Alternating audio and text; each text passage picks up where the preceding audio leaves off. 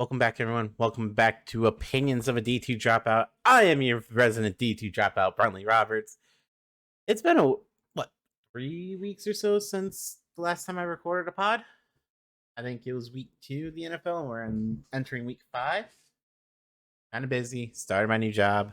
I'm slowly starting to get into a habit of how the things are going to go, like how life is working 12-hour shifts, 5 days a week. There's Dorothy, like always. So let's hop back in.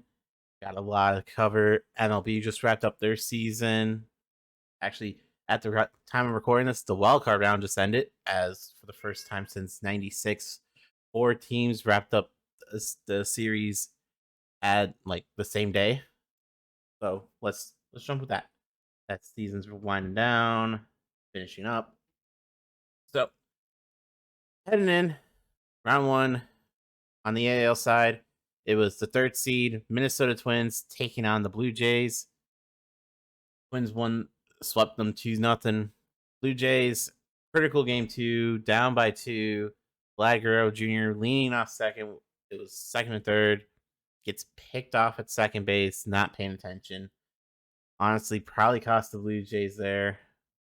Twins win their first game since 2002. And win their first playoff series since 99, I believe I saw. 97. It was a long time since the Twins won a playoff series. On the other side of the bracket, you had number 4 seed Tampa Bay taking on the 5th seed Texas Rangers. Texas swept the Rays. Everyone swept each other. Each one of these games was a few games sweep. And Tampa did not show out for the playoffs. 19,000 people for game 1, 20,000 for game 2. And I know right here, like you guys can see, I have a Diamondbacks jersey. I'm rooting for my team. But like you also know I'm a big Tigers guy. Miggy's final game at Comerica Park had 40,000 plus. So game 1 and 2 for Tampa Bay hosting a playoff game had less people than the Tigers, who have been eliminated for 2 weeks now. That's not good. That is not a good look if you're a Tampa Bay fan. Tampa Bay did just sign an agreement with a new stadium, or to build a new stadium, I mean. That plan, I believe, is to have it built by 2028. So Tampa sounds like they're staying in St. Pete, Tampa Bay area, but who knows? Now on the AL side, we got the 1 seed Baltimore Orioles with 101 wins taking on the Texas Rangers. And on the other side of the bracket, the Houston Astros taking on the Minnesota Twins. Both series should be good. Now let's go over to the NL side. The NL side, you had the number 3 Minnesota Brewers, the only team representing the NL Central over there, taking on my Diamondbacks. And Arizona, after being down in both games. Game 1, Arizona was down 3-0. Heading to the top 3rd, Arizona ties it and then takes the lead. Ended up winning. Game 2, the Brewers jump out to a 2-0 lead. And the Diamondbacks slowly come back. And they won that game. So Minnesota, the Brewers, they get swept. Looking on the other side of the NL bracket, you had the Philadelphia Phillies taking on the Miami Marlins. It was a battle of 2 NL East teams. And the Phillies, being the home team, told the Marlins, hey, go on vacation. So the Phillies will meet the division champs, the number 1 seed, Atlanta Braves. And on the other side of the bracket, you have the NL West matchup of the LA Dodgers taking on my Diamondbacks. My friend PK, he's a Dodgers fan. We're coming for you. Beat LA. LA. Gotta have some fun. Do I think the Diamondbacks could do it? It's gonna be hard. Dodgers did win 99 games this year. So breakdown: Game 1 for the Astros will be at 4:40 on Fox on Saturday. Oh, should be good. Game 1 for the O's will be a 1:00 start on Fox, also starting on Saturday.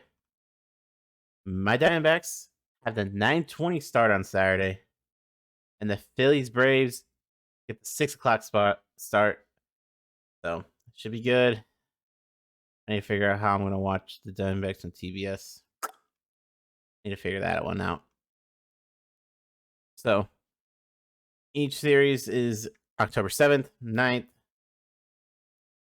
Then the 11th, you go to the lower seed team for the next next two, and then Game 5 will be back at Game 1 and 2's host city. So, but the series will all take place the 7th, 9th. Game 3 will be the 11th, and then maybe the 12th for Game 4, and then the 14th for Game 5 for the NL side. For the AL, it'll be the 7th, the 8th. Game 3 will be the 10th. Game 4, the 11th, and then maybe Game 5 will be on the 13th. The ALCS will start on October 15th for Game 1. Game 2, the 16th. Game 3 will be October 18th. Game 4 will be October 19th. And then maybe October 20th for Game 5. Game 6, 22nd. And Game 7, maybe if we get that far, will be the 23rd. And now everything will be a day later. So the 16th, Game 1. Game 2, the 17th. The 19th, 20th. 21st, 23rd, 24th. With the World Series starting October 27th for Game 1. Game 2 will be that Saturday on the 28th. Game 3 will be on Monday, October 30th. Game 4 on Halloween, All Hallows Eve. Maybe if we have Game 5, will be that Wednesday, November 1st. Game 6 and 7, November 3rd and 4th.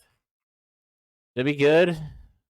The playoffs, the wildcard round didn't really produce well, so not looking forward to that. But hey, baseball wrapped up.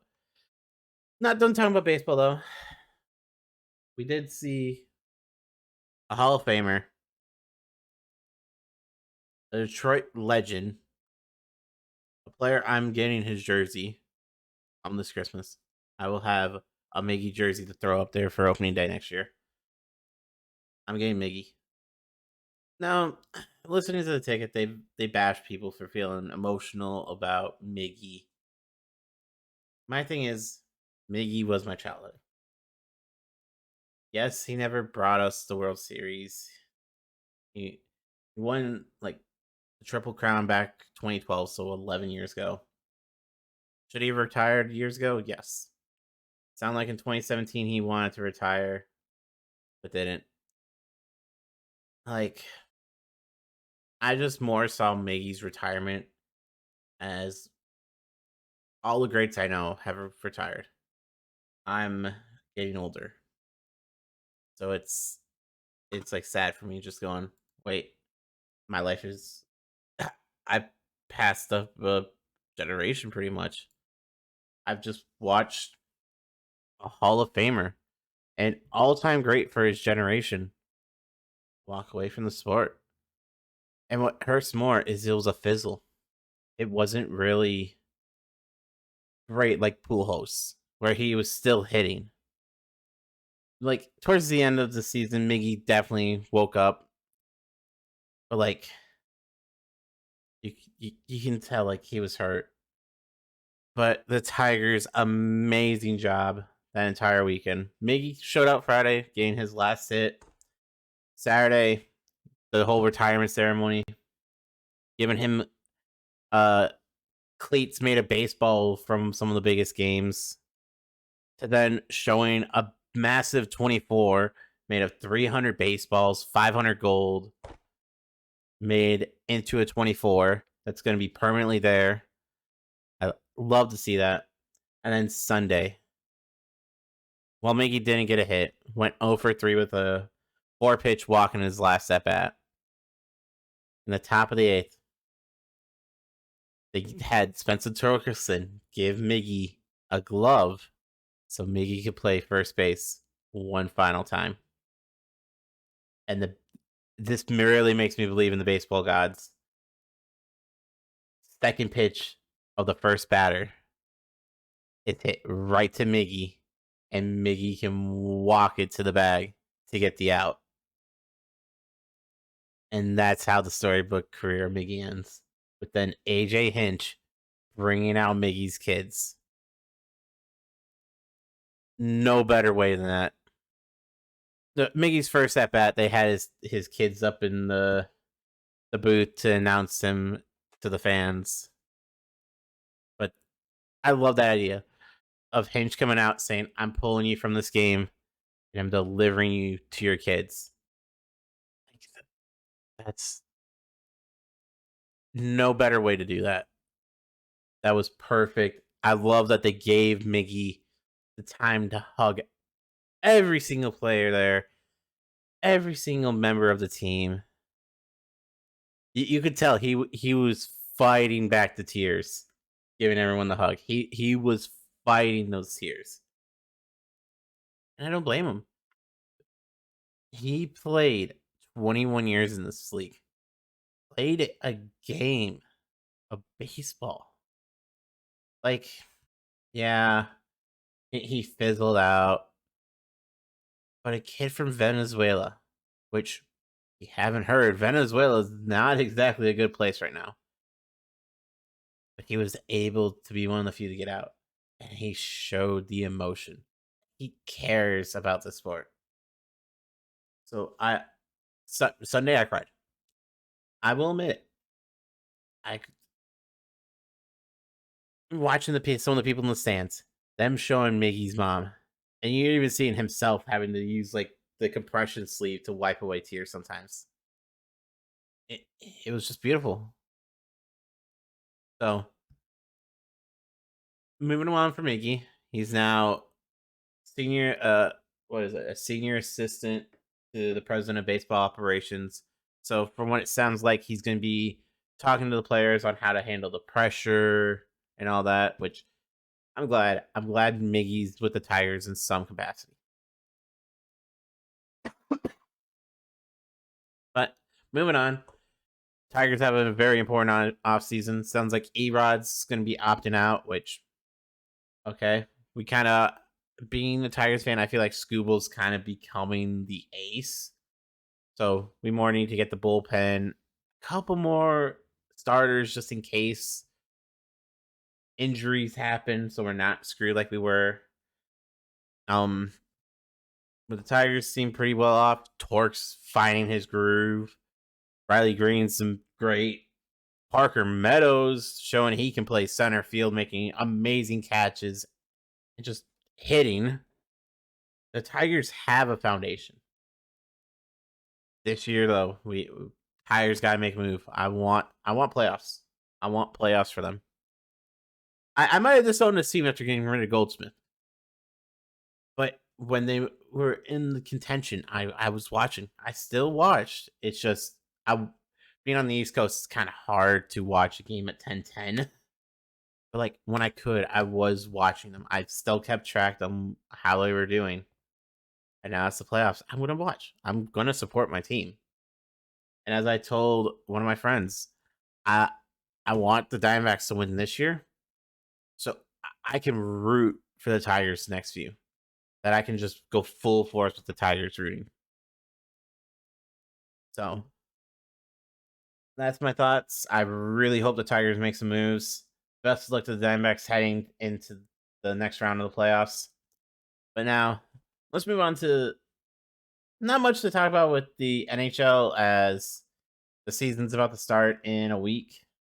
So, more right now, teams finishing their preseason, trimming down their roster.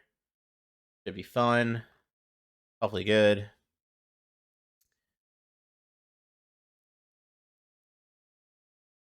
Big Ten has revealed the slate for scheduling in 2024 to 2028, with Oregon and Washington being added on top of UCLA and USC. So from 2024 to 2028, there are 12 guaranteed protected matchups with the new format. Illinois Northwestern's protected, Illinois Purdue, Indiana Purdue, Iowa Minnesota, Iowa Nebraska, Iowa Wisconsin. Iowa has 3 protected games right now.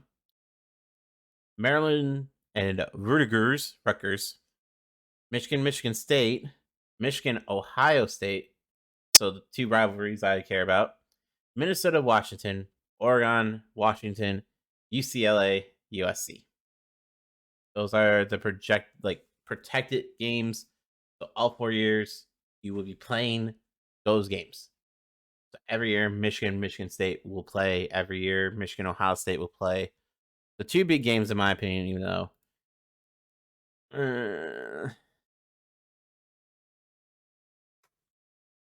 kind of okay with it, but it's like we'll see. Me being a Michigan fan, so the away games for next year for Michigan will be at Illinois, at Indiana, at the Toilet Bowl in Ohio State, and then off to the West Coast to play Washington. Home games will be against Sparty, against Minnesota, Northwestern, Oregon, and USC.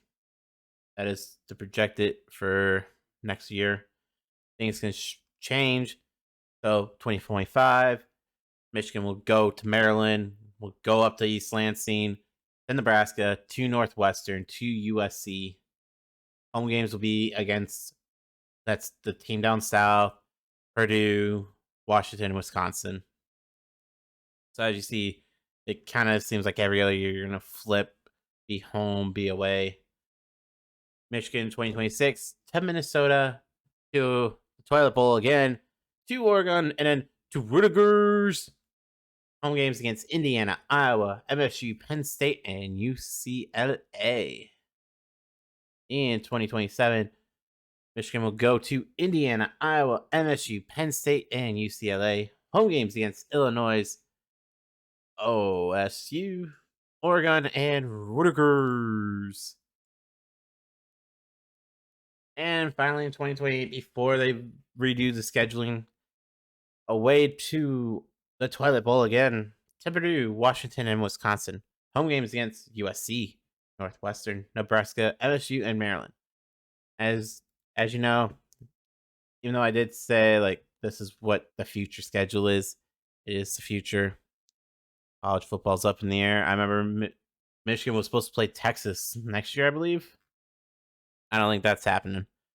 So, but they just announced that. I thought I would cover it. Let's talk about NASCAR for a bit before we jump to the king of sports, and that being the NFL. So this past weekend was Talladega. Great race. Could use more wrecks, just saying. But not much you could do there.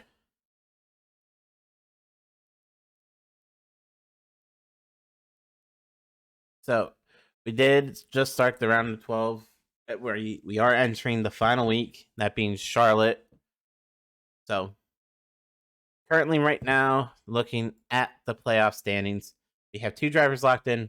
William Byron, who won at Texas, and Ryan Blaney, for the 3rd time in his career, winning a very close finish at Talladega. Denny Hamlin looking pretty comfortable at plus 50, should make it into the round of 8. Christopher Bell sitting at plus 22. Yeah, kind of feeling comfortable if he can get some stage points. Chris Buescher sitting at 19. Defending champ Martin Truex sitting at plus 17. I do want to talk about that. In the last round, Truex almost missed the cut. Being the regular season champ, he almost missed the cut. Got lucky, made it. But we almost saw that. Kyle Larson currently 7th in the standings at plus 15. And the guy sitting on the bubble right now, on the hot seat, Brad Keselowski at plus 2. Currently out, Tyler Reddick at -2, Bubba Wallace at -9, Ross Chastain -10, and unfortunately for Kyle Busch is -26. For Kyle to make it, honestly, he has to win at the Roval. Uh, that one's hard for me to see. Hard for me to see Kyle winning. But hey, it's possible. You never know. I know this is more sports based talking and all that, but there is some big news with NASCAR and the gaming sphere. Earlier today, it was announced that Motorsport Game has sold the NASCAR rights for the console gaming over to iRacing. Great news. I'm so excited. I will definitely talk more tonight on stream about my thoughts of iRacing taking over. I love it. I think it's great for the game, like NASCAR gaming sphere. I know, like, it's going to be tough to get a game out next year. They did say 2025. I think probably October is when they'll have it out, or at least I hope so. But even then, like, who knows? I want a good game. I want a game that's finished. We don't want another Ignition. I know iRacing is going to be great. But iRacing should put out a good game. It will be fun. We know Dale Jr.'s he teased earlier this year that he wanted a Dirt to Daytona remake. So my prediction is it's going to be close to Heat 5, have dirt and all that. So we will see. I'm excited. 2025 can't get here soon enough for me to have some content to put out. And also, news that broke today, Hailie Deegan will be moving to the Xfinity Series with AM Racing on a multi-year deal. Good for her. I've been a Hailie fan. I really want a female driver to do well so we can try to get past the whole Danica issue of it. It was just publicity. I think Hailie can do it. I felt since last year the trucks isn't right for her. So, in my head, she needed to move on. Trucks, not to say the trucks are bad, but a lot of the drivers aren't racing clean and they're not really thinking. We have seen Kyle Busch go down there and wreck Ron Hornaday, who was in the championship battle, all because he lost his cool. Like, drivers in the truck series are all over the place. So it's plus the trucks just drive different than cars. We saw last year Hailie did a one-off at Vegas. She finished 15th. Like, I think moving to Xfinity is good. I'm hearing rumors that Stewart Haas Racing might shut down the Xfinity program if Eric Almirola does retire. So I'm hoping maybe Ford can pour a bit more funding into AM Racing. So instead of the car being where it's at right now, of 20th to 25th, she's battling for a top 15, hopefully a top 10, and showing that she has the talent. Just try to get the confidence back that she had in the K&N. Build that confidence up and show people, hey, she can race. If not, I think we're going to be waiting even longer before a female actually can break through in NASCAR. But let's move on to week number 5 for the NFL. Season's been interesting, to say the least. We had Thursday Night Football last week with my Lions doing amazing. So, interesting. Currently, right now, breaking down, the Bills are sitting at 3-1. Dolphins sitting at 3-1. Patriots 1-3. Jets 1-3. In the AFC North, Baltimore leads that at 3-1. Steelers 2-2. Cleveland 2-2. Bengals, the surprising 1-3. They're not doing well. AFC South, it's a 4-way tie with every team being 2-2. Kansas City's leading the AFC West at 3-1. Chargers are at 2-2. Raiders 1-3, and Denver 1-3. Moving over to the NFC side, 49ers are sitting at a 4-0. Seattle's at a 3-1. Rams are sitting at 2-2, and the Cardinals 1-3.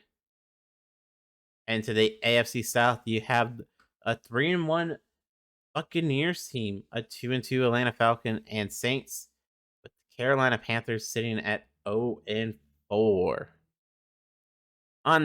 To the NFC East, the Eagles are sitting at a 4-0. Dallas sitting at 3-1. Commanders are 2-2, and the Giants are 1-3. And now to the NFC North, where the Detroit Lions are sitting at a 1-3. Let's go. The Packers are at 2-2. Minnesota gained their first win last week, are sitting at 1-3. And the Bears are 0-4. Rough start for them. Season's been well. I'm excited. My team's off to an amazing start. Has a vice grip on the division right now. So let's break down this week's games. I'll give you my predictions. Actually, a shorter pod. I thought it'd be longer, but I'm kind of just rambling, I feel like. So let me get the predictions. Not much I've really wanted to talk about this week. I just more wanted to get the pod.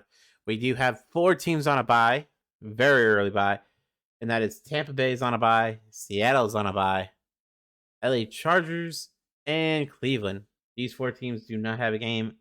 You're a fan, get the week off. Thursday night, tonight's game when this video gets uploaded will be the Chicago Bears heading into Landover, Maryland to face the Washington Commanders. I'm going to be honest. This game is going to be so lopsided. Give me the Commanders. The Bears just do not look good. I'm just going to be honest. Not good. On Sunday, we have a 9:30 a.m. game. 9:30 game because we have the Jacksonville Jaguars taking on the Buffalo Bills in London. This is Jacksonville's second game in London. They played last week. So we will see how that goes. Maybe Jacksonville's got an advantage already being over there. Who knows? I'm going to go Jacksonville. I think playing in Tottenham 2 straight weeks, they've kind of seen how the field is, and they're kind of going to be able to reacclimate to the time zone better than the Bills, I think. 1 o'clock, we got the Houston Texans at Mercedes-Benz Stadium in Atlanta taking on the Falcons. CJ Stroud's playing well, but give me the Dirty Birds. I think Atlanta's... The NFC South's a lot weaker. CJ Stroud's a Ohio quarterback. I cannot trust him. I know he's playing well. I know that the division's 2-2 across the board, but it's like I can't trust Ohio State quarterbacks. The next 1 o'clock matchup, we have the Tennessee Titans heading to Lucas Oil Stadium in Indianapolis to take on the Colts. This one might decide who's leading the division. I'm going to lean towards the Colts. I think Anthony Richardson's actually better quarterback than a lot of us thought. Plus, being a home game for the Colts, I think it's just going to work out for them.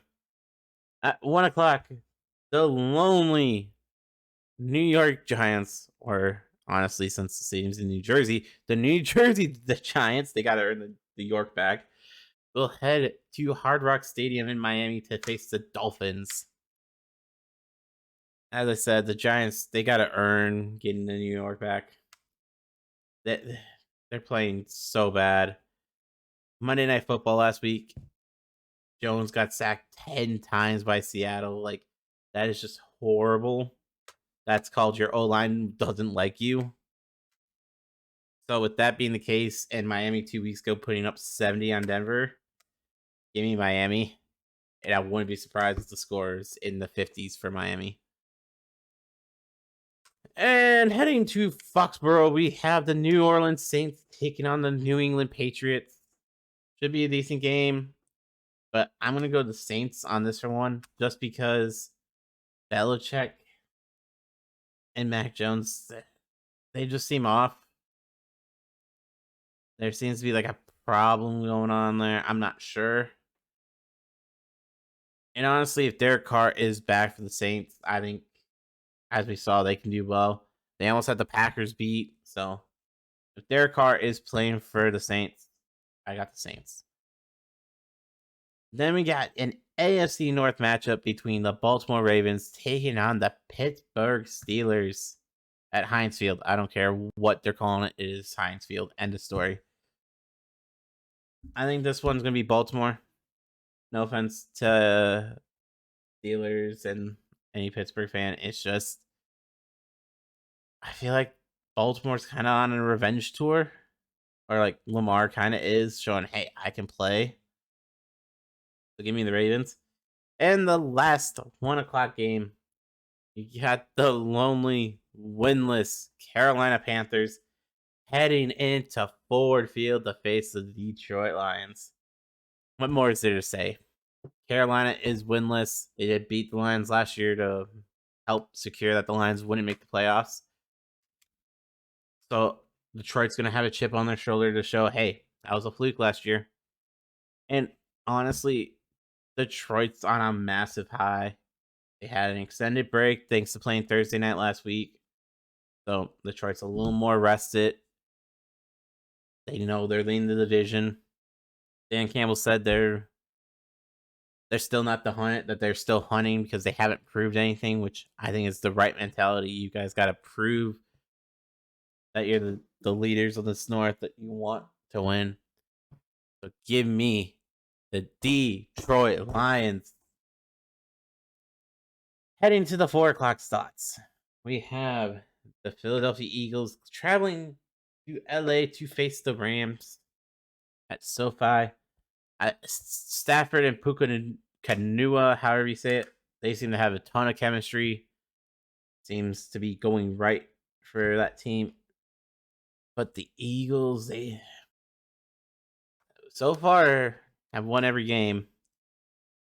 I would love to go Stafford. Still one of my favorite players all time. But I'm going to go the Eagles. And the other 4:00 game, we have the Cincinnati Bengals, the 1-3 Bengals, traveling to State Farm Stadium in Arizona to take on the Cardinals, who are trying to tank. Yeah. So this game, if you're a betting person, do not touch. This is such a rat game. I'm going to go Cincy just because I want Burrows to do better since I have him as a fantasy backup right now. But it's two bad teams facing off. And speaking of two bad teams, we have the New York Jets, led by Zach Wilson, taking on the Denver Broncos at Mile High. I'm going to go Jets because Wilson and Peyton, I don't know. Something's not right there. So I don't know. I'm not a fan of either team, and I just don't know. And the last 4:00 game, you have the Kansas City or Taylor Swifties, Kansas City Chiefs, whatever the frick is going on there. Taylor Swift, Travis Kelce, BS. I don't know. You have that team that's going to get so much media coverage heading into Minnesota to take on the Vikings. Give me the publicity train of Kansas City and whatever rodeo is going on over there. And then we have Sunday Night Football. You have the Dallas Cowboys, or Cowgirls in my opinion, because I hate that team, taking on the San Francisco 49ers. PK, I know I said beat LA, but I got your 49ers winning this game. I can't trust the Cowgirls. They're not. They're not reliable. I'm not a fan of them. They're a decent team. Don't get me wrong. I will definitely pick them. Like if they're playing Arizona this week, yeah, I gotta root for Dallas. But you're going up against a 4-0 Brock Purdy led 49ers going to their house. It's a no brainer to go with Brock Purdy. And on Monday Night Football, you have the Green Bay Packers taking on the Las Vegas Raiders. That's still so weird to say. I think it should be a good game, but in all realities, I think the Packers are gonna end up winning that game. I McDonald just he's made so many mistakes that cost this team. And then you have the owner coming out saying people who don't understand the play call are like brain dead per se. That's just bad. That's bad look on the organization, bad look on the owner. So I gotta go Packers, even though I really would love the Raiders to beat the Packers to help out the Lions. But that's who I'm gonna predict. I know this episode was kind of on the shorter side with how scatterbrained I am, and I know there's more news to talk about. I just can't think of anything. And looking it up, I'm like, I don't really want to talk about that. But as we go and I get more of a feel, I think the pod will get closer to that hour mark again where I'm discussing things more in depth, having fun. I'm still just trying to get back in the flow of things. So I'm going to end it here. Like and subscribe if you're new. Give it a thumbs up if you enjoyed the pod. Definitely going to try to put more out. But honestly, every Thursday will probably be a new episode of the pod. So always check it out here. I'm going to try to get it up on the other podcast streaming sites and all that. So working on that. I will catch you all in the next video. I will be live tonight. Come hang out with me. I'll catch you all later. Peace.